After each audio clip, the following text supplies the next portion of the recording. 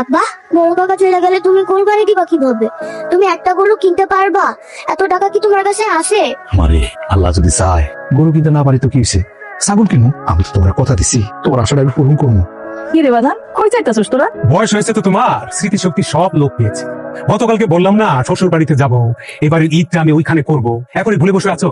আচ্ছা ঠিক আছে, টেনশন করো না, কিছু মাংস টাংস পাঠিয়ে দেবো। এই, তুমি এত কথা কেন বলতেছো? কাল বাদে পরশু দিন হচ্ছে কি কুরবানি, আব্বা তোমার জন্য অপেক্ষা করতেছে, গরু কিনতে যাবে। আর আম্মা ওকে একবারে চলে যাচ্ছে নাকি কোনোদিন আসবে না, নাকি আপনি মরে যাবেন? ভাবি, এটা তুমি কেমন কথা কইলা? মুরব্বী মানুষ, কথাটা শুনে কষ্ট পাইছে না? ওনার একটু বুঝাই কইলেই তো হয় সুন্দর করে। মা মানুষ, কোন মা কি চায় তার সন্তানের সেরাই করতে? এই যে আরেকজন চলে আসছে, কাটা গায়ে নুনে ছিটা দেওয়ার জন্য। এই, তোমাকে কে বলছে এখানে আসতে? এখানে মনে হচ্ছে ঈদ করতে আসাটা ভুল হয়ে গেছে। কই যাইতেছো তোমরা? ওই আমার তো মনে হচ্ছে মাইক একটা ভাড়া করে জনে জনে বলতে হবে আমি শ্বশুর বাড়ি যাচ্ছি, কোরবানি ঈদটা শ্বশুর বাড়িতে করবো। এবার বুঝতে পেরেছেন? মার কতদিনের আশা ছিল, স্বপ্ন ছিল তোমার লোক ঈদ করবো।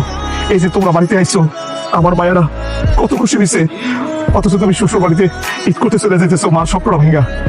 আচ্ছা আমি কখন কি করব, কোন সিচুয়েশনে কি ডিসিশন নিব তোর কাছে বলে করে করতে হবে? তাছাড়া আমার শ্বশুর বাড়িতে তোদের সাথে ঠিক করা আমার জরুরি হয়ে গেল।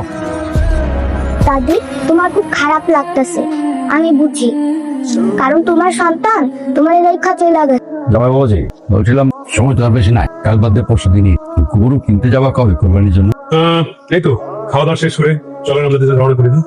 এই, তাড়াতাড়ি খাওয়া শেষ করো, বাজারের সবচেয়ে বড় গরুটা আনতে হবে, নাহলে কিন্তু আবার অন্য কেউ নিয়ে যাবে। আব্বা জান, কত টাকা দিয়ে গরু কিনবা ঠিক করছো? শ্বশুর বাড়িতে ঈদ করতে আসছো, আশেপাশে যারা আছে তারা কিন্তু খবর রাখে আর জামাই কত টাকার মালিক আর কত টাকা দিয়ে কুরবানির গরু কিনছে।